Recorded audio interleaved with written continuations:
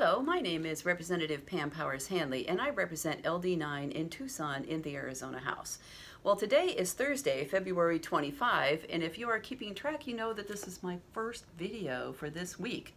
Well, we have been really busy. This is the week where the House tries to push through as many bills as possible to the Senate, and the Senate is doing the same thing over there. So we've had hundreds of bills. This is the paper that I got on my desk just for the last 2 days. And in fact, today we were supposed to go through 10 cows. That's 10 pages of bills to debate in 2 hours. This would have been really how the sausage is made, but because the first cow was full of really terrible voter suppression bills, we didn't get past the first cow today. And so you might know that Arizona is #1 in voter suppression. Awesome, right? No, it's not awesome.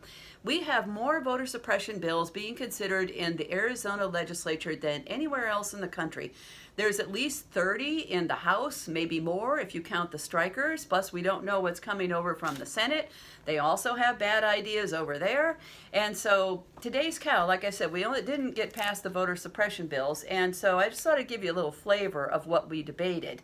And you can go look on Capitol TV and see what the debate looked like. Representative Athena Salmon, the ranking member on the Elections Committee, did an awesome job with a bunch of the rest of us chiming in and saying, yeah, or no. So anyway, Representative Hoffman and Representative Kavanagh have lots of voter suppression bills, just the two of them. And so we heard a few today. For example, Kavanagh's HB 2723 is a campaign finance bill. And so I think that campaign finance reports should be more transparent instead of less transparent. Well, this makes them less transparent. And so now we can aggregate contributions that are under $50.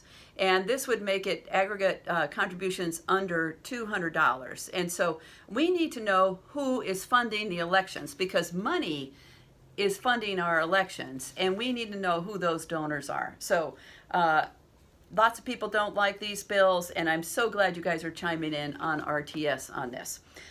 Two of them from Hoffman, which are sort of similar.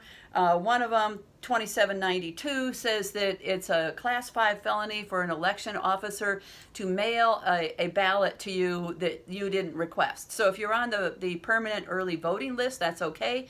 But if there's, say, a pandemic and the election officer mails you a ballot so you can stay safe and vote from home, that election officer would get a felony charge for doing that.